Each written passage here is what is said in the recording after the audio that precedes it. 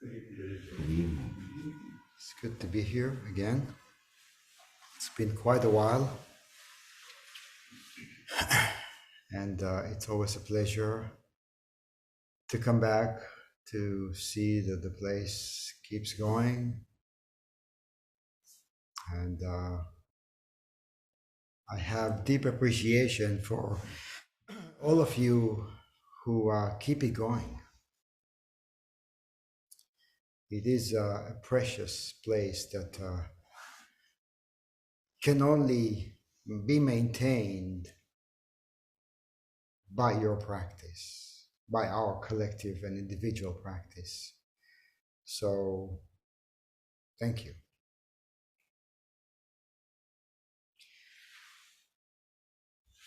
Today I wanted to go back to basics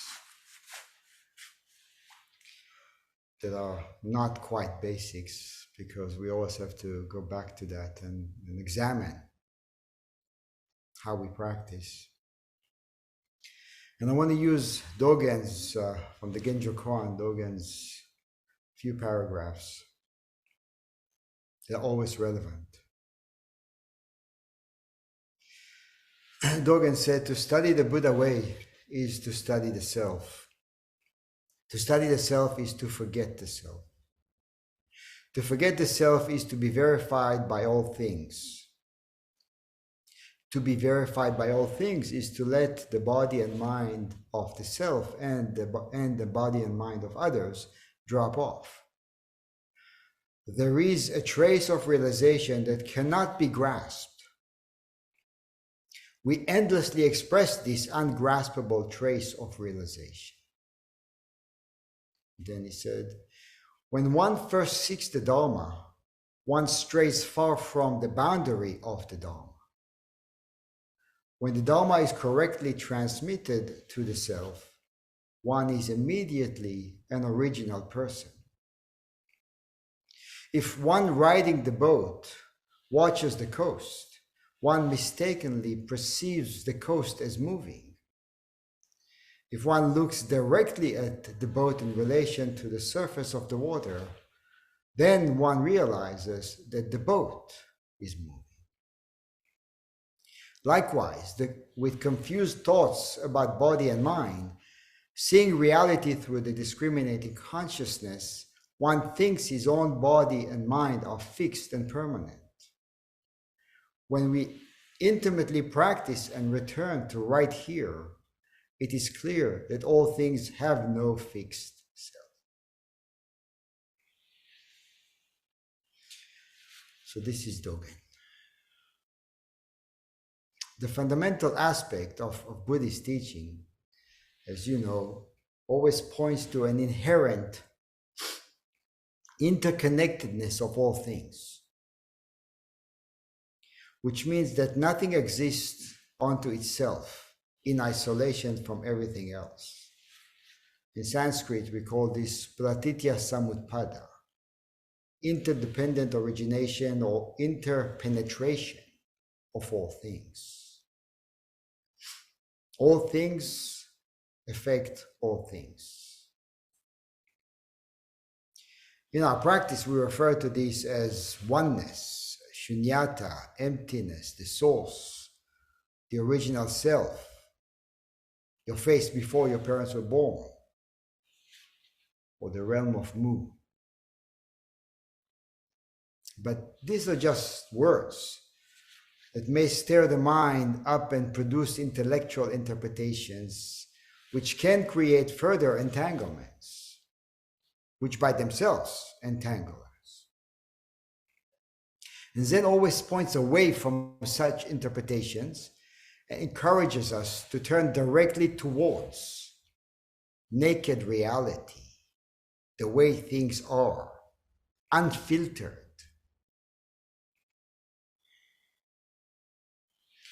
So we can personally experience being one with all things, rather than contemplate oneness from afar or from the outside. And to turn directly towards naked reality actually means to turn towards the one sitting on this cushion right now. has to be that. So we can experience what is true rather than seek it. Seeking it is a problem. We look for something because we have an assumption that it's not this. So simply put, the gist of our practice lies in realizing who we truly are in essence, and then, of course, manifesting this truth through everyday existence. Now, it sounds straightforward, and it is. But it is often not so simple to practice because of our persistent attachments and our habitual karmic patterns, which form the kleshas, or crust, of our mistaken view of reality. The kleshas are known as avidya, ignorance, asmita, ego identification, raga, desire and pleasure, vesha, avoidance, and abhinivesha, attachments and fear. Now, as we engage with the practice, it is important to acknowledge that to some degree we are all dealing with kleshas that cover up our inherent wisdom, or the inherent wisdom of our intrinsic nature. And we need to know how to work with these barriers so we don't get discouraged. Which is why it is so important, so vital that we embrace a practice, or the practice, wholeheartedly and turn to the support of the Sangha. So, to support the Sangha and to be supported by the Sangha equally. In the Platform Sutra, Huineng says, everyone is endowed with wisdom. So why is it that many of us do not understand the Dharma when we hear it? It is because our barriers of our mistaken views are so thick and our roots of passions are so deep. It is like when heavy clouds cover the sun. Unless the wind blows them away, the sun can't shine through. And because the light of our intrinsic nature is covered up by our delusions, we need to turn to skillful means, upaya, so we can acknowledge the different ways we cover it up. And then work on liberating ourselves from ourselves. And all aspects of traditional practice are essentially skillful means for our liberation. And Zazen is always at the heart of it. But what is it that makes Zazen so skillful? Zazen is essentially a period of time dedicated to voluntary restriction. And it has to be that way. It has to be voluntary. It has to be by choice. We should not feel obligated to sit, and we shouldn't force ourselves to sit. We also shouldn't sit and then check a box. I'm done with that for the day. So voluntary restriction. And by restricting our speech and movement, we don't allow the forces of our habits to take charge of our speech and actions. Right? We intercept that. We don't move. We don't speak. We don't do anything. So we sever that automatic connection for the time being, for the time or the duration of the sit. And when we don't allow those habits to move us, they actually lose power. Or we learn to not give those habits so much power. or maybe we learn to see that we don't have to, and there is another way to be. There's another way to experience reality. So we don't allow them to take over. And by doing so, we mess with the formation of our mistaken views of our kleshas, which is the source of the thick barriers that cover our intrinsic light. This is why often we would feel lighter after Zazen. We are less in the grip of our habits.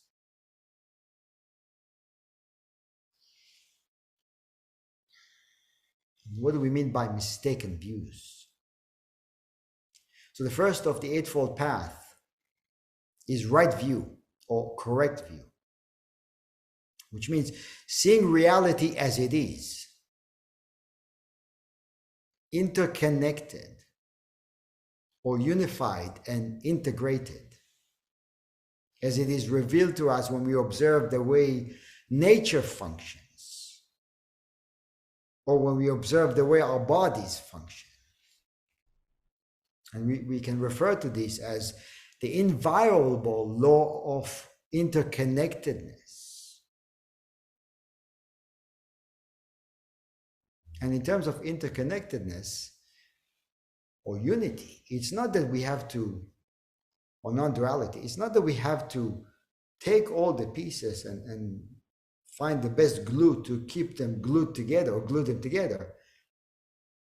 That would not make sense. That would not go along with the teachings of Buddhism. Buddhism does not teach that we are disconnected.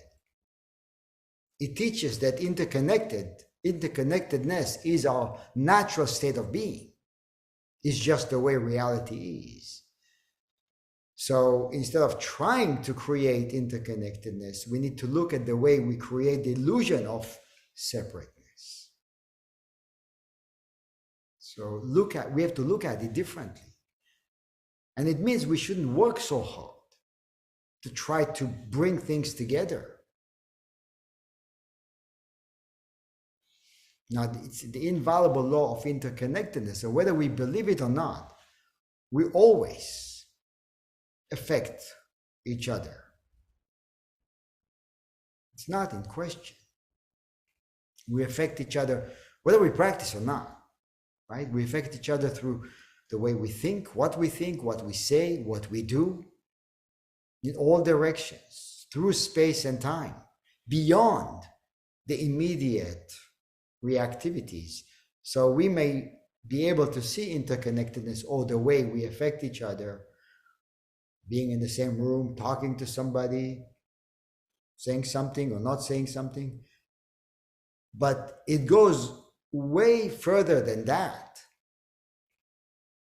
In other words, it reverberates in all directions in ways that we will never know. Which means we have great responsibility. Which means it's important to sit down, shut up, and not move for a while. And examine. So we can identify wholesome and unwholesome. Wholesome thoughts, unwholesome thoughts. Wholesome energies, unwholesome energies. And abandon unwholesome and nurture what is wholesome.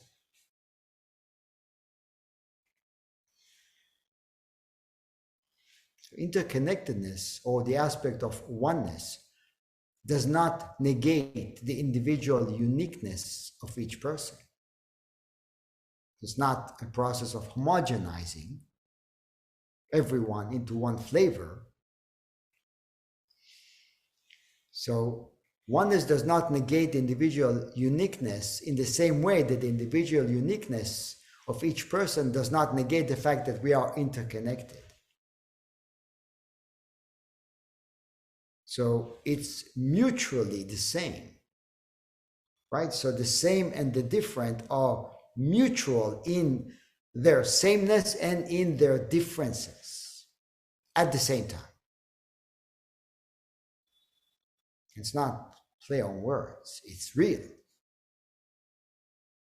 Because one has many kinds. So we are one and different at the same time.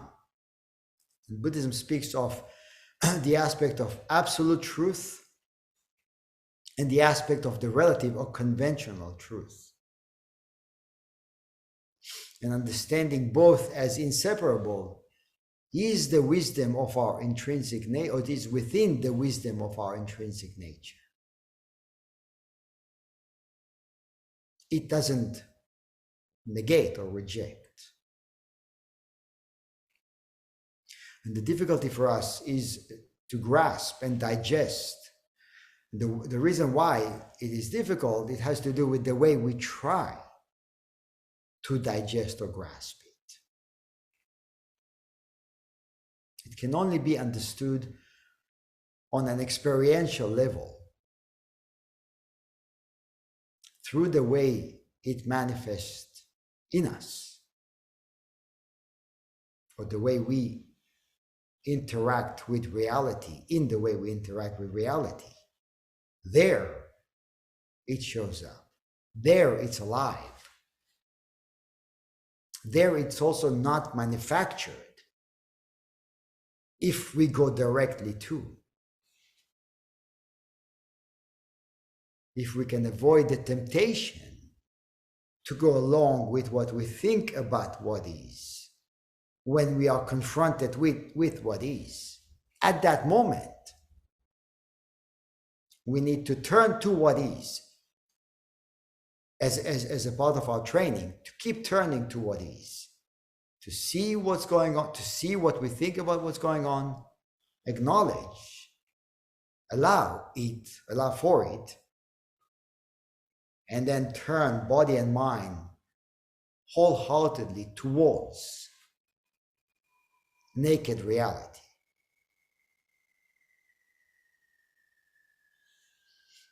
When we view reality from the aspect of the absolute, all things are experienced as one.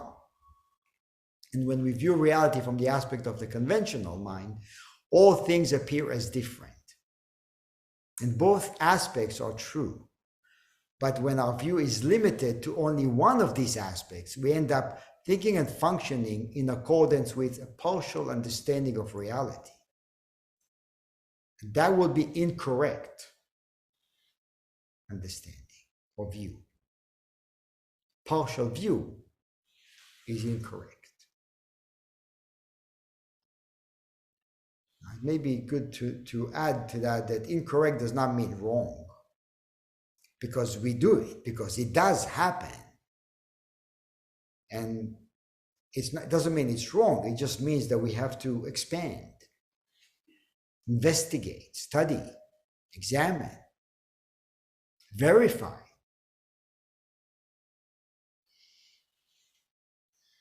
So the aim of Buddhist practice is to expose reality as a whole and as integrated rather than segmented. It doesn't mean seeing it as one, nor does it mean seeing it as different. Right? We say one, we say different. Again, words are upaya. They can be skillful if we use them skillfully. If we don't, then we fixate. And when we fixate, we get trapped by our own fixation.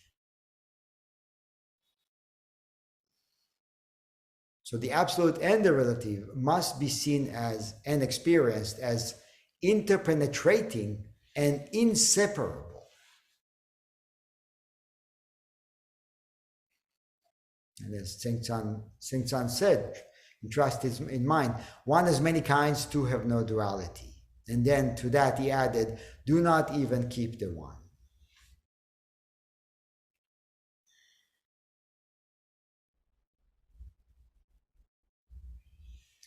So in this quote I brought up at the beginning of this talk, Dogen began by saying to study the Buddha way is to study the self. To study the self is to forget the self. Now, conventionally, when we think about studying something, there is a gap between that which is studying, me or the self, and that which is being studied as the object of the study. In such a study, I observe the object of study from the outside. So I am looking at it, so there is a fixed position which I occupy for the duration of the study, or at least so I think. So in the study of the way, or the Tao, the separate sense of self is being forgotten into the process of the study or the exploration. So it's a very different kind of study. So we forget the self, we forget that which is doing the study, and that which is doing the study merges with what is being studied. That's why we call it experiential process, rather than looking at it from the outside.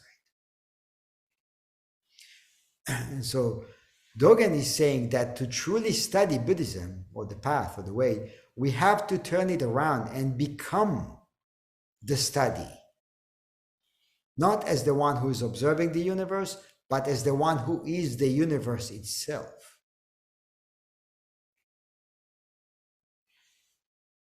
Like as if a drop of the ocean would want to study the ocean, right? All it has to do is turn it around and study itself. It is already the ocean. So it doesn't have to go seek for the ocean. The essence of ocean is within each drop. The essence of the universe is within each of us.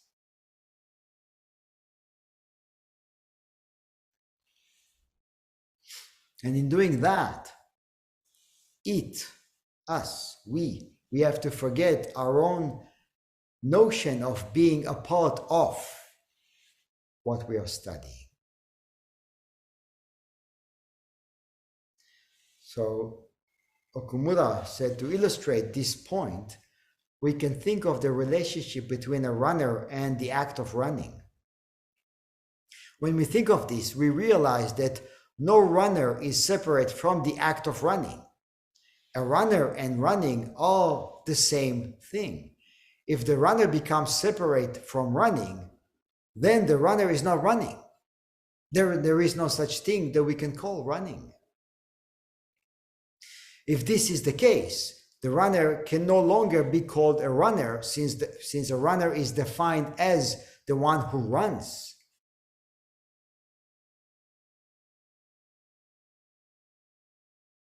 It's a pretty clear way to illustrate that. And then he said, to forget the self is to be verified by all things. To be verified by all things is to let the body and mind of the self and the body and mind of others drop off. Then he said, there is a trace of realization that cannot be grasped. We endlessly express this ungraspable trace of realization. It cannot be grasped, yet we endlessly express that which cannot be grasped.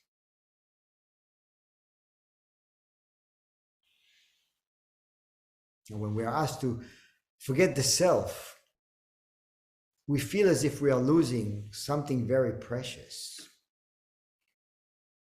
Why would I want to do that? Right? And when we hear it, we may actually want to hold on to it even tighter.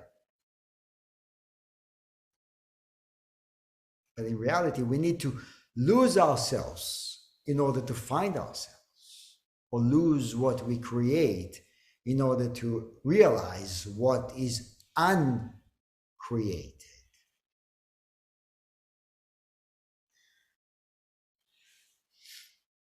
So by letting go of what we think we are, we realize the preciousness we have always been endowed with, as Huineng said. It's not that it's not there.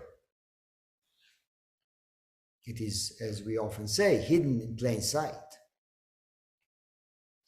It's just that we have to work with our distractions, calm the mind, quell the distractions. Then it is revealed. So to be verified by all things is to see ourselves as the ground we are sitting on.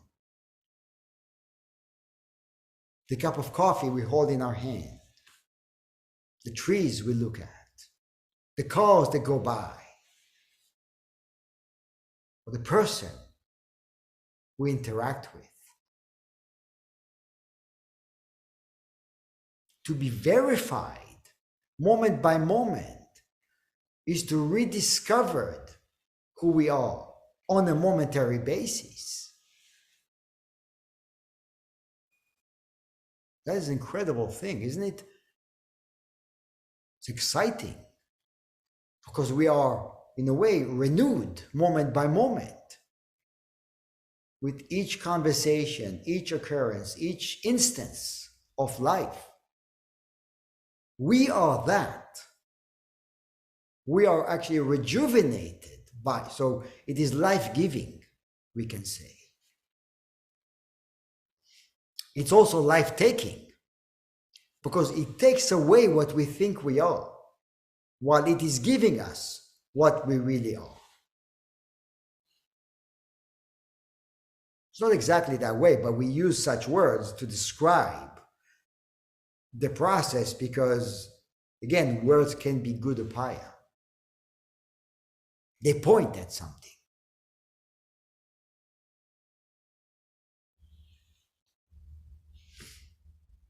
So when the selfness of the self is dropped off, the otherness of the other is also at the same time dropped off. And then the gaps are gone. Never mind that the gaps were never there, but the seeming notion of a gap is dropped at that time, at that moment. And then the drop of the ocean and the ocean are no longer perceived as two. This Kabir said it beautifully. Everyone knows that the drop of ocean merges into the ocean, but few know that the ocean merges into the one drop.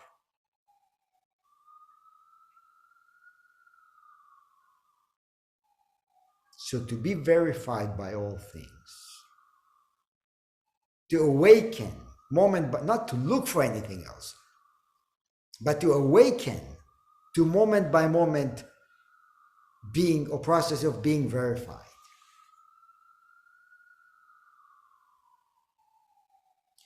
And then he said, there is a trace of realization that cannot be grasped. We endlessly express this ungraspable trace of realization.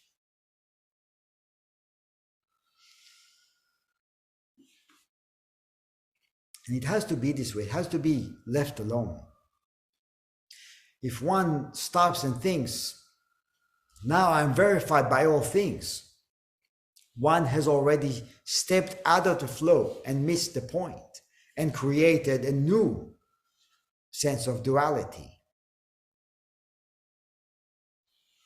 The realization cannot become a thing to grasp or something to identify with.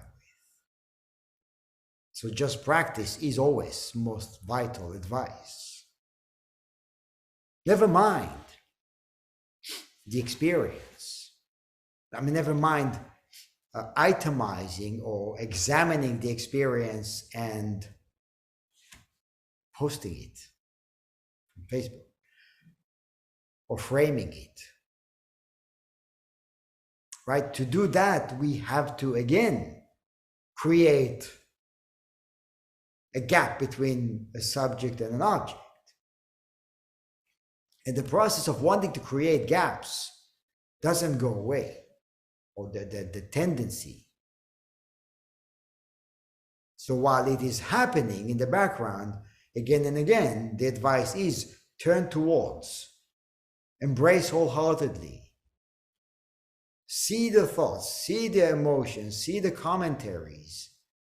Choose to be wholehearted with whatever is going on, regardless of opinions or judgments.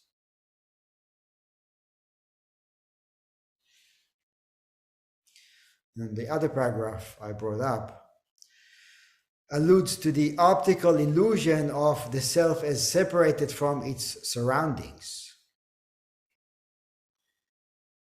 He said, when one first seeks the Dharma, one strays far from the boundary of the Dharma. When the Dharma is correctly transmitted to the self, one is immediately an original person. Joshu once asked Nansen, what is the way? And Nansen said, the ordinary mind is the way. And Joshu asked, should I direct myself towards it or not? Nansen said, if you try to turn towards it, you go against it. Joshu asked, if I do not try to turn towards it, how do I know that this is the way? We all feel that way, right? We know what he's talking about. Nansen answered, the way does not belong to knowing or not knowing. Knowing is delusion. Not knowing is blank consciousness. When you have really reached the true way beyond all doubt, you will find it as vast and as boundless as the great empty sky. How can it be talked about on the level of right and wrong, or achieving or not achieving, arriving or not arriving? How could we do that?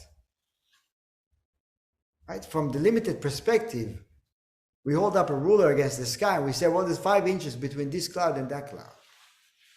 Look, it says 5 inches. I see. That's what we do. We measure. We try to measure immeasurable. We try to grasp ungraspable. It is exhausting, and it doesn't work, and it's not needed in order to realize. Now, at this point of his training, Joshu has not yet experienced the vast totality of interconnectedness of his own being. He was still inquiring about it. So he's naturally asking questions from a conventional mind that operates on the falsehoods of duality and incompleteness. The question, how do I know, comes from the assumption that I am not yet it, or not there yet. So Nansen clarified it. And I think this was his first experience of, Joshu's first experience of realization. It can be for us, right? It can be a moment of reckoning when we realize that what we're trying to do is futile and unnecessary. And we can kick back and relax. I don't have to search for anything. But since that realization means everything is interconnected, well, then I have great responsibility. Right? Any recognition and realization immediately comes with immense responsibility for all of existence. Because we realize that we are all of existence.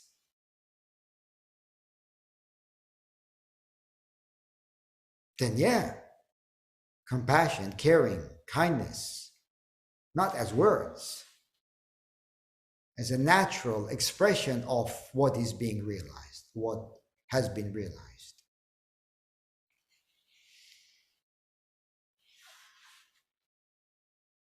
So it is easy to understand why we would question in such a way when the eyes are closed or when we go along with assumption. Now, society operates on the false notion of quantifying the worth of a human being based on made-up parameters. So we feel that we're not enough, not worthy. And society equates the value of a person with commodities, status, education, fame, achievements, so on. And if we don't fall into one of these made-up categories or able to figure out which category we think we belong to, and if we don't identify with the societal established parameters, we may feel as if our value is diminished, not good enough. And it is this way because our society is blind to the inherent completion of our intrinsic nature.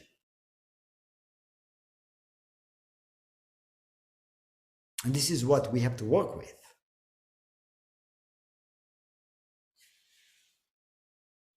Now, there is an assumption, we have to work with that, but there is an ongoing assumption that we begin life in a deficit that we then have to figure out how to fill by accumulating achievements and recognitions to identify with or to show the world.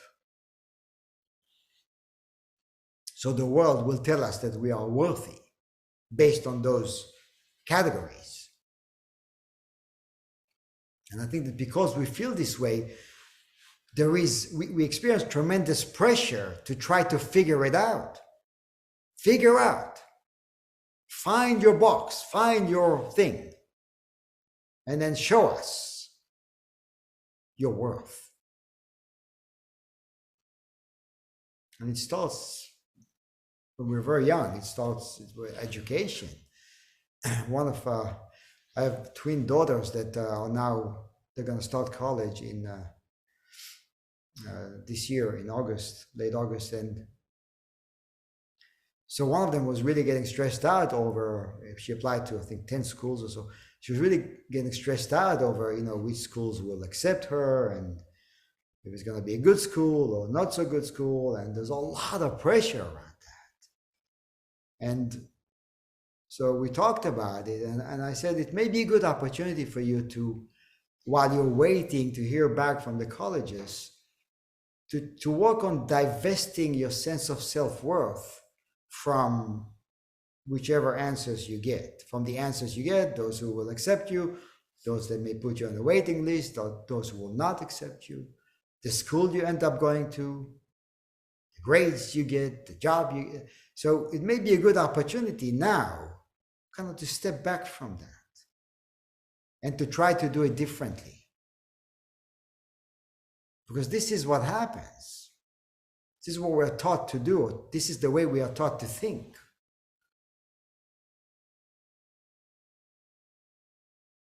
You have to become worthy or complete.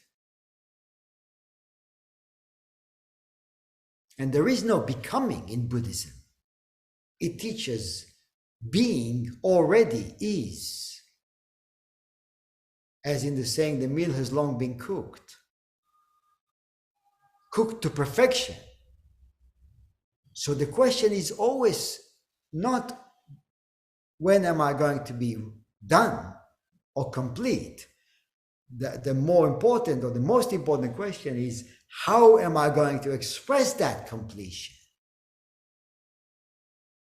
That's the challenge and that's the practice. How am I going to express that completion, inner completion, for the well-being of all creation?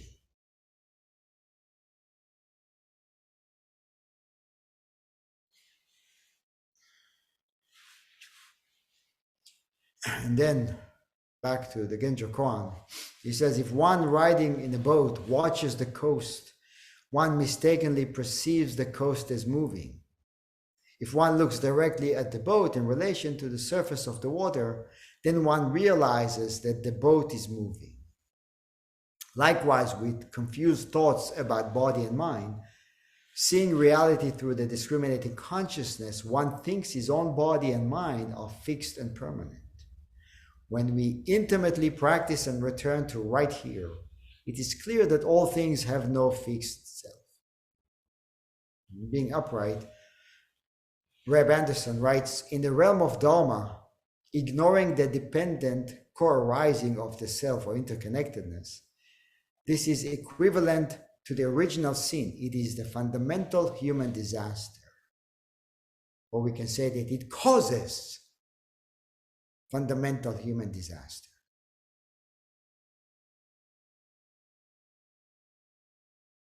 And we do have to turn towards it.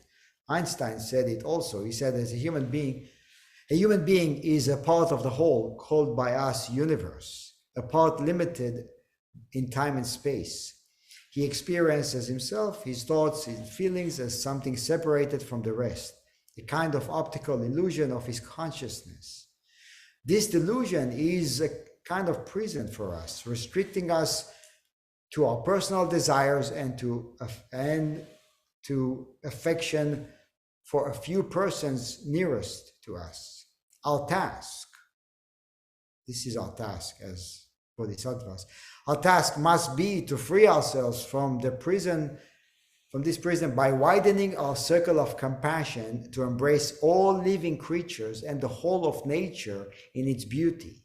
Striving for such achievement is in itself a part of the liberation and the foundation for inner security.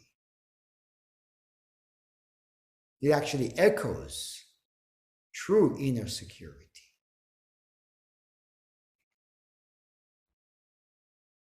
So interconnectedness may sound like a complex philosophical idea that is not relevant to our everyday lives, but it is actually an ancient and timeless language that we all know on an intrinsic level.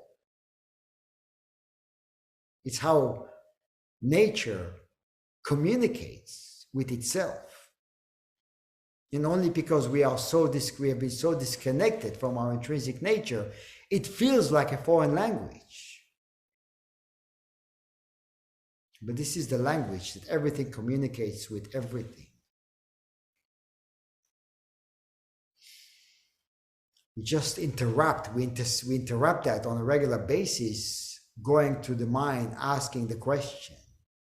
And it creates a delay in our response to reality.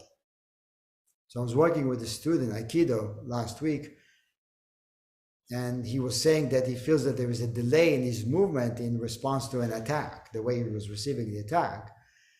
And so I did an exercise with him. I told him to stand in front of me. He had his right foot forward and I had my right foot forward. We stood in front of each other. And I told him, okay, now I want you to take a step forward with your left, move towards me. And he took a step with his left foot and I took a step back with my right foot simultaneously with him. And then we did a couple more times. And then I told him, okay, now I'm going to step towards you. So I took a step towards him and there was a short delay and then he moved. And then again, there was a short delay and then he moved. And what happened is that his thinking mind took over for a split second, created a delay, and then the leg moved.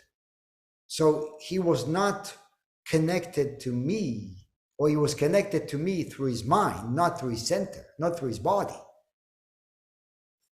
which created the delay. And then I told him, okay, now I want you to imagine, we'll do it again, I want you to imagine that there is an iron rod between our centers.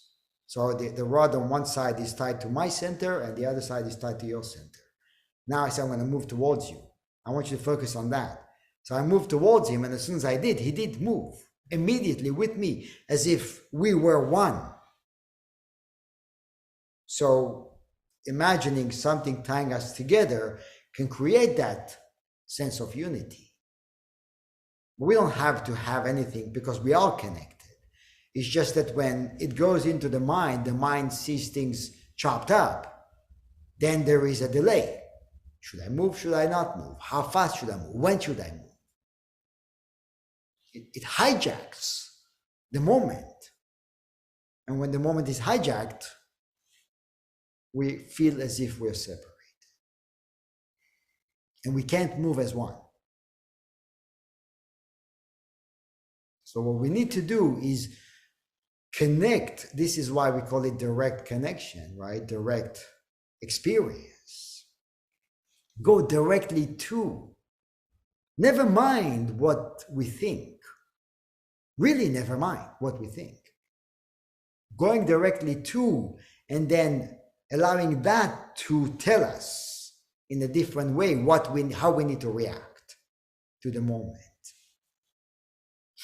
It is said that the Buddha's mind has only one realm, and that is a realm of direct realization. A Buddha never thinks, but always sees through the Buddha eye, or the third eye. It's a different kind of seeing, or it's seeing with the whole body. And this is to say that no thinking or reasoning process ever takes place in the Buddha's mind. He is always in the realm of direct realization. Or we can say that it is an interconnected state of being in which the perceiver and what is being perceived are always integrated, always in alignment.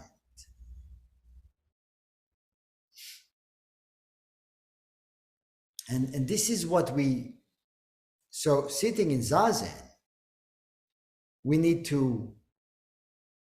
speak of it as body and mind dropping away, as a process of body and mind dropping away.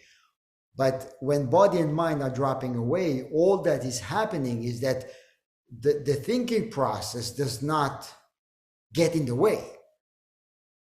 And then there is melting into, feeling, sensing the entire room as being the entire room, not sitting in a room with other people, but being the room and being other people at the same time. Now, it doesn't make sense logically, but it doesn't have to make sense logically. In logic, we create the optical illusion of separateness, as Einstein is saying in this quote, that there is the illusion of separateness which exists in the mind. So to bypass the mind is to go directly center to center, or to go directly from being to experience. So the being and the experience are merged at the moment of the experience.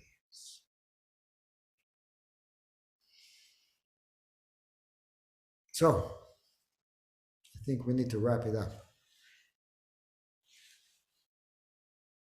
But what's really important is that we trust that we're already there, we are already it. It is already being verified or verifying us. Even when we don't feel it, even when we feel disconnected, even when we feel lost, when we feel alienated, all those things do happen, and they're true in terms of experiences. So we don't want to deny. But while it is all happening, still, we are never a part of it. And it is never a part of where we are right now. And it helps. It helps to turn back towards this again and again and again. I may not feel it, but that doesn't mean I am not it.